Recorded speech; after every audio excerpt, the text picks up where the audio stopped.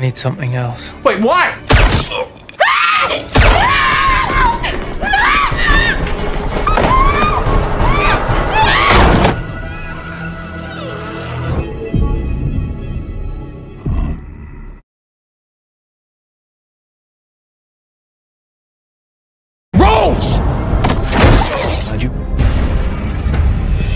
The Night Agent 2023. Pada episode sebelumnya, Ibu Far yang telah menyetujui untuk melakukan penyelidikan kasus tersebut kepada Rose dan Peter. Singkat waktu, Peter dan Rose langsung datang ke sebuah tempat dihuni oleh seorang nenek tua yang bernama Lorna. Dia adalah sahabatnya Bibi Emma dan Paman Henry. Kemudian Lorna langsung menceritakan apa yang dikerjakan oleh keluarga Campbell tersebut dan akan menguak kasus yang rumit. Singkat waktu, ketika malam hari, Cisco sebagai polisi menghubungi Peter bahwa pembunuh tersebut sedang tinggal di rumah ini dan mereka pun langsung melakukan penggeledahan untuk melakukan peringkusan terhadap pembunuh bayaran. Akan tetapi tanpa diduga, ternyata pembunuh bayaran sudah datang ke rumahnya Lorna dan langsung melakukan interogasi secara brutal kepada Lorna untuk mendapatkan informasi penting, namun sayang sekali dia harus mati. Kemudian di sisi lain, Peter dan Rose yang sekarang sudah mengetahui siapakah dalang pembunuhan tersebut. Bagaimanakah ceritanya? Kita saksikan saja. She's Secret Service. Good morning, Mr. Vice President.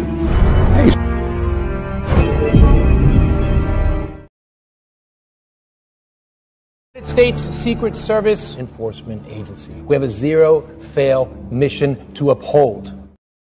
Di awal episode 5 kita akan mengingat 4 tahun yang lalu, di mana Agent Arrington yang sedang melakukan pelantikan bersama agent yang lain. Kemudian mereka semua disahkan oleh ketua komisaris yang bernama Ben. Di sinilah semua agent, salah satunya adalah Arrington, melakukan ikrar dan sumpah untuk melindungi negara dengan nyawanya. Your oath. Singkat waktu setelah pelantikan selesai, seluruh orang tua para agen langsung datang ke tempat ini. Salah satunya adalah Ibu Arrington yang datang mengucapkan selamat kepada anaknya bahwa dia adalah satu-satunya wanita agen berani yang akan melindungi negara. Akan tetapi orang tua mana yang merelakan nyawa anaknya melayang begitu saja untuk kepentingan negara? Namun itu semua akan menjadi bangga. I'm so proud of you. Singkat waktu, kembali kepada masa sekarang, di mana Agent Arrington yang sedang mengawal wakil presiden dan Maddie yang sekarang sedang bertemu untuk merencanakan sesuatu karena minggu depan akan melakukan pertemuan dan akan kampanye di suatu tempat. Dengan rasa kesal di hati Maddie, mereka semua harus bersandiwara. Tiba-tiba saja mahasiswa ingin berfoto. Hey, hi. It's all right. Let him go first. Lalu kemudian media sudah tidak tahan dengan sandiwara bersama ayahnya. Dia menumpahkan air mata karena kebahagiaan tidak ada di dalam hidupnya. Namun Agent Arrington mengatakan memang Maddie adalah orang yang hebat dan kuat dan bisa menahan apa yang dilakukan oleh ayahnya. Namun saat ini kita semua boleh mengetahui apa saja yang selalu dilakukan oleh ayah Maddie. Yang jelas, Maddie sangat kecewa kepada ayah dan dia pun sangat bersedih. Agent Arrington? Peter, right? Yeah, is there some place we can talk? Tanpa diduga, tiba-tiba saja Peter langsung menemui Agent Arrington. Sesuai dengan diska yang telah ditelusuri oleh Rose dan Peter, dia menemukan rekaman CCTV ketika peledakan metro akan dimulai. Tanpa banyak basa-basi, Peter pun langsung menanyakan ketika 1 tahun yang lalu siapakah yang telah dikawal. Apakah putri wakil presidennya bernama Maddie? Jika iya, dia dalam bahaya. Let me run it up the chain. Thank you. Never mind. Kemudian dari perbincangan tersebut ternyata Agent Arrington tidak bisa memberikan informasi, apalagi beda instansi antara FBI dan agen rahasia. Mereka pun langsung memutuskan untuk tinggal sebentar di universitas ini sambil menunggu informasi dari Agent Arrington. Kemudian mereka pun langsung datang ke perpustakaan untuk mencari informasi tentang cincin yang telah dipakai oleh pembunuh tersebut dan di screenshot oleh Peter. Oh wait, what's this? Singkat waktu, Agent Arrington langsung menghubungi bosnya yang bernama Ben. Dia langsung mengatakan bahwa Peter telah menginterogasinya sesuai instruksi dari Ibu Farr. Tanpa banyak basa-basi, Ben pun langsung datang ke Ibu Farr untuk menanyakan apa yang telah terjadi. Kenapa bawahannya yang bernama Peter berani langsung datang ke dinas rahasia untuk menanyakan tentang tugasnya 1 tahun yang lalu. Dan ini sudah melanggar tata tertib tentang keagenan. Mereka berdua pun langsung mengatakan, siapa lagi kalau bisa melindungi saksi mata jika bukan Peter, karena para dinas rahasia yang dipimpin oleh Ben dari beberapa waktu yang lalu ditarik secara paksa, dan ini menunjukkan ada sesuatu dalam diri Ben. Sutherland just made it my business when he quickly. Kembali lagi kepada Peter dan Rose yang sudah berada di perpustakaan untuk menggali informasi cincin yang telah dipakai oleh para pembunuh. Kemudian Peter mengatakan bahwa FBI sudah menelusurinya lambang tersebut milik kerajaan Yugoslavia, namun keakuratannya hanya 90% saja. Di sisi lain, Rose yang semakin penasaran, ia pun akan menggali penuh apakah betul atau tidak, dan ini tempatnya perpustakaan ilmu di seluruh dunia. Di dalam obrolan mereka berdua, Peter mengatakan kepada Rose ada seseorang yang harus ditemui, yaitu istrinya Hawkins. Pasti dia mempunyai informasi tentang kejadian tersebut. Secara tiba-tiba, Agent Arrington langsung menghubungi Peter. Dia pun mengatakan kejadian 1 tahun yang lalu dia tidak mengawal putri presiden yang bernama Maddie. Namun dari pertanyaannya, Peter belum percaya penuh kepada Agent Arrington dan ada sesuatu yang disembunyikan. You tell me. Goodbye. Kemudian di sisi lain kita melihat bahwa Maddie yang baru saja bubar kelas seni, dia pun menatap sang dosen yang bernama si Harper dan memberikan kode 1 pucuk surat dimasukkan ke dalam kotak. Dengan seperti itu, Harper pun langsung datang melihat apa yang telah ditulis oleh Maddie, dan ternyata itu adalah tulisan yang sangat mencengangkan bagi Harper. How much longer are you on shift? Lalu kemudian Harper langsung mengatakan kepada Agent Arrington bahwa dia akan punya acara nanti malam. Thank you for taking the time, Madam President. Kemudian di sisi lain, Gedung Putih yang semakin panas, di mana presiden dan wakil presiden, pejabat yang lain langsung datang menyerang Ibu Farr.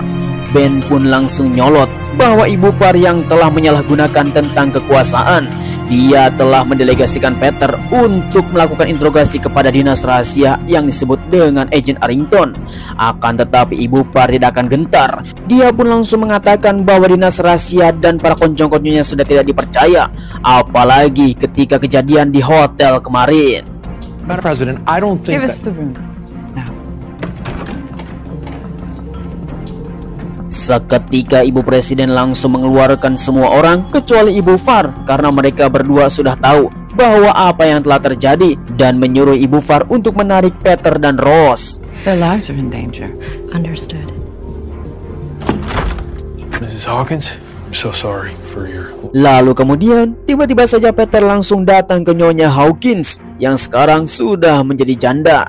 Tanpa banyak basa-basi, Peter mengatakan bahwa dia adalah temannya Hawkins dari FBI. Peter pun langsung mengatakan belasungkawa kepada Nyonya Hawkins bahwa Hawkins yang telah mati secara brutal dibunuh oleh seseorang, dan yang lebih parahnya adalah secara resmi kasus Hawkins telah ditutup. Pastinya apa yang dirasakan oleh sang istri ini sangat tidak adil. 30 tahun mengabdi kepada negara, dia pun harus mati secara brutal seperti orang jahat. Namun Peter langsung mengatakan kepada Nyonya Hawkins, memang betul kita sebagai keluarga yang ditinggalkan pasti akan melihat dari sisi baiknya.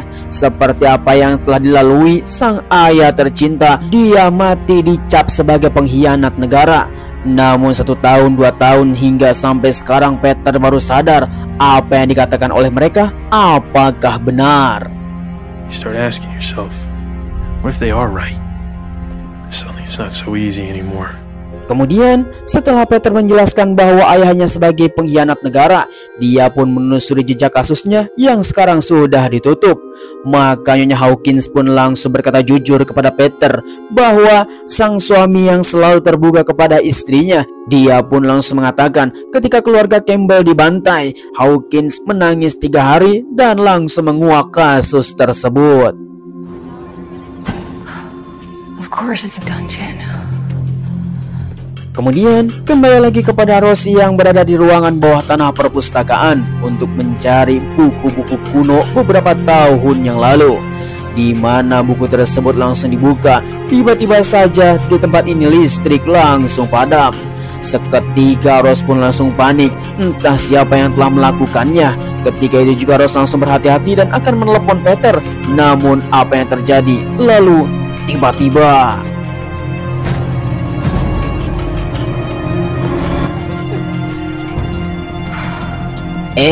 ternyata itu adalah mahasiswa mesum yang berada di bawah perpustakaan. Singkat waktu akhirnya Rose menemukan lambang tersebut, yaitu lambang dari keluarga Favelik. Dia adalah bangsawan di masa kuno dan ternyata lambang tersebut sama dengan cincin yang telah dipakai oleh pembunuh. Kemudian maka Rose pun langsung mencari di Google. Ada seseorang yang telah diburu oleh pembunuh tersebut yang bernama Andrei Favelik.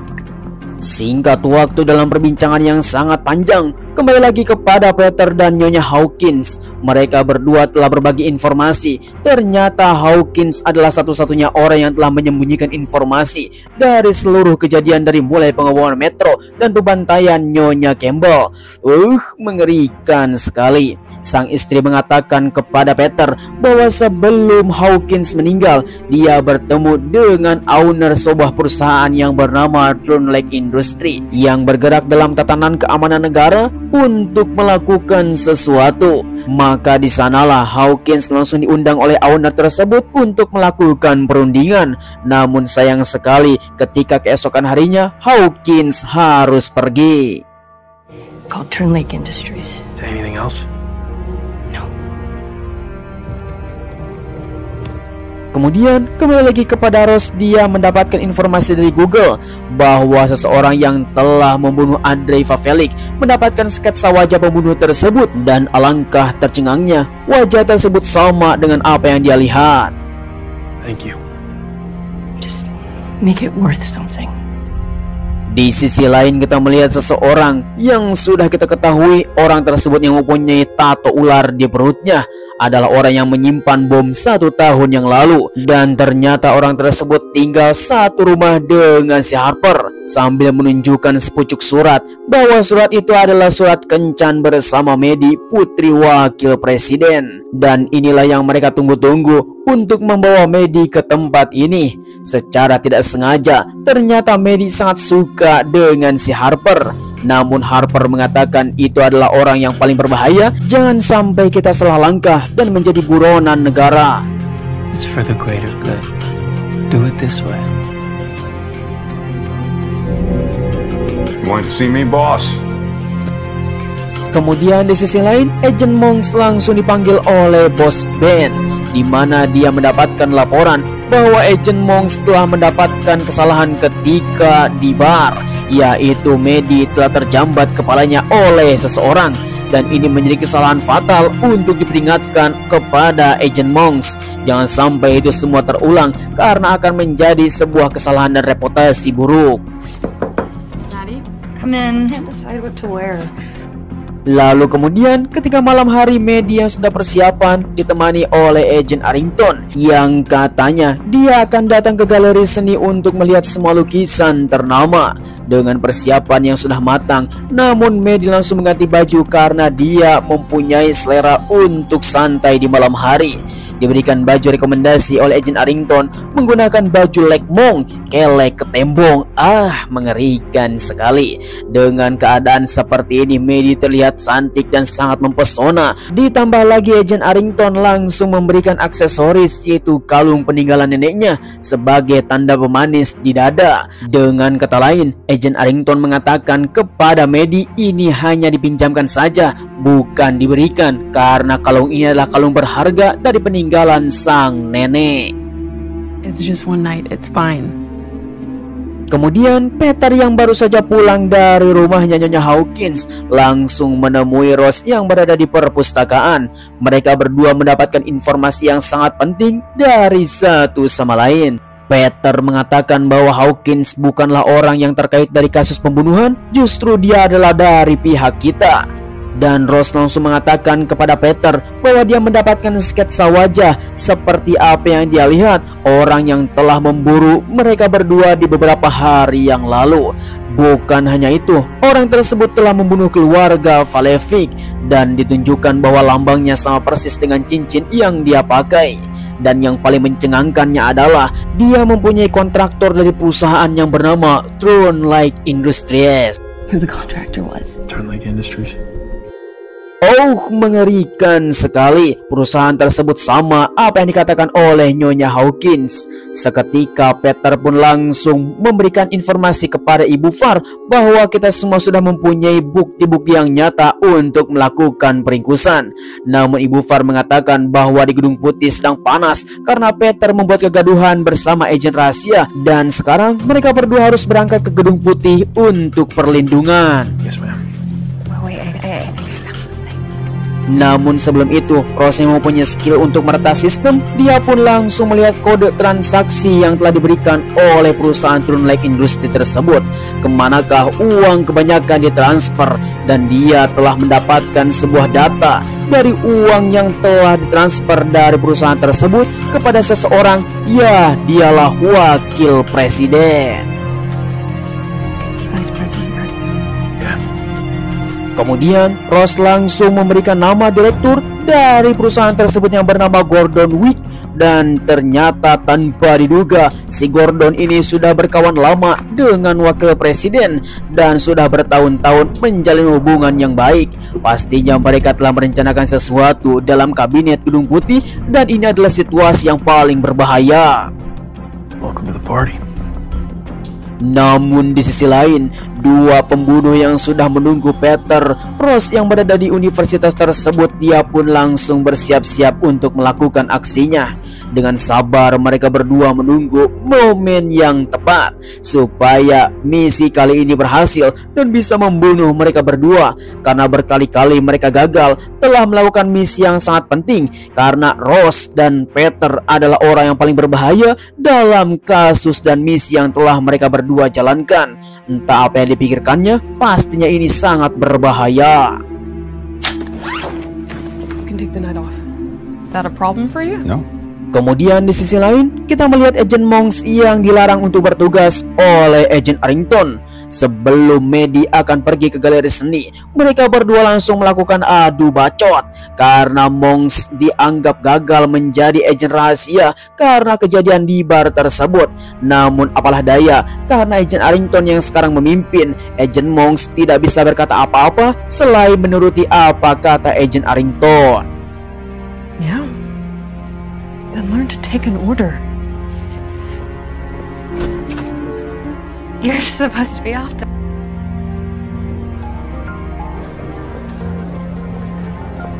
Singkat waktu, akhirnya Maddie bersama para ajudan yang lain sudah sampai di galeri seni untuk melihat karya seni yang ternama di dunia.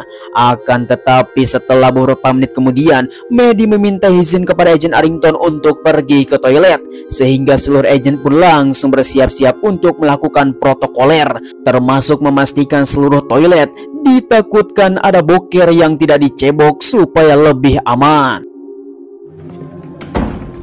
All clear. Kemudian terlihat Maddie yang sudah berada dalam toilet. Dia pun langsung mempunyai rasa gugup. Entah apa yang direncanakan oleh Maddie. Tentunya dia mempunyai sebuah rencana yang belum kita ketahui. Di sisi lain kita melihat bahwa Peter yang baru saja keluar dari perpustakaan telah dibuntuti oleh pembunuh bayaran tersebut dan dipasang alat pelacak di mobilnya, dan ini sungguh berbahaya.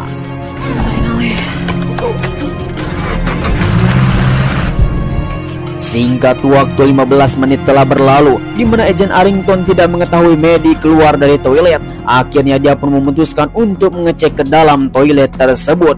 Dan alangkah tercengangnya, Maddie menuliskan sepucuk surat dari kaca menggunakan lipstik. Dia pun telah kabur lewat jendela pintu belakang. Memang tanpa diduga, terlihat Agent Monks dan yang lainnya pun mendapatkan pesan bahwa mereka pun harus langsung bergerak. Badger's missing. All hands. You look incredible. Ya, rencana yang sangat jitu, seluruh ajang telah dikelabui oleh Maddie demi mendapatkan kuntul brewok dari si Harper. Tanpa banyak basa-basi, tanggul brewok yang sudah jebol, dia pun sudah tidak tahan dengan apa yang akan dilakukan oleh si Harper. Menggunakan kaos tank top yang sudah dibuka, maka Maddie pun mengajak kepada Harper untuk bercocok tanam dan cangkul adu ajul gedang. Namun di sisi lain, Agent Arrington yang sudah panik mengumpulkan seluruh para agen untuk melakukan identifikasi beberapa kilometer di tempat ini supaya mereka bisa menemukan Maddie. Kalau tidak, dia pasti dibunuh. Setelah itu langsung melakukan obrolan bersama Agent Monks bahwa Agent Arrington telah melewatkan sesuatu. Maddie berangkat bukan untuk belajar, tetapi memakai setelan kencan. Kemudian Agent Monks pun langsung mengatakan kepada Arrington bahwa profesor seninya mempunyai tatapan sange kepada Maddie. Pasti sekarang Maddie bersama profesor tersebut untuk melakukan kencan. Shit. I'll drive. I want this.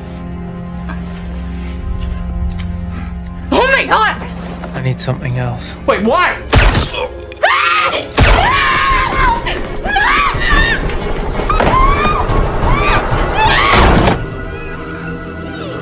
Singkat waktu, selang beberapa lama kemudian akhirnya Agent Monks dan Agent Arrington tiba di lokasi setempat, di mana tempat tinggal si profesor seni yang bernama Harper. Dia pun melihat bahwa ada beberapa bercak darah dan langsung mendobrak pintu tersebut. Tanpa diduga, mereka semua langsung tercengang. Clear.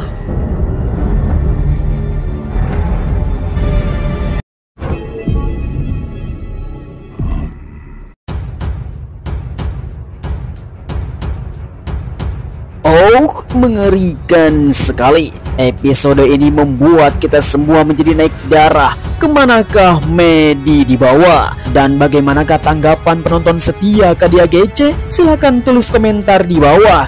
Pastinya Maddie sekarang dalam bahaya. Pastinya kalian semua penasaran bagaimanakah tindak lanjutnya. Apakah Maddie akan dibunuh atau hanya diperkocok saja? Kita akan lihat di episode selanjutnya. Jangan lupa like, comment, and subscribe supaya kalian gak ketinggalan, dan nyalakan tombol loncengnya. Sampai ketemu lagi. Terima kasih. Bye-bye.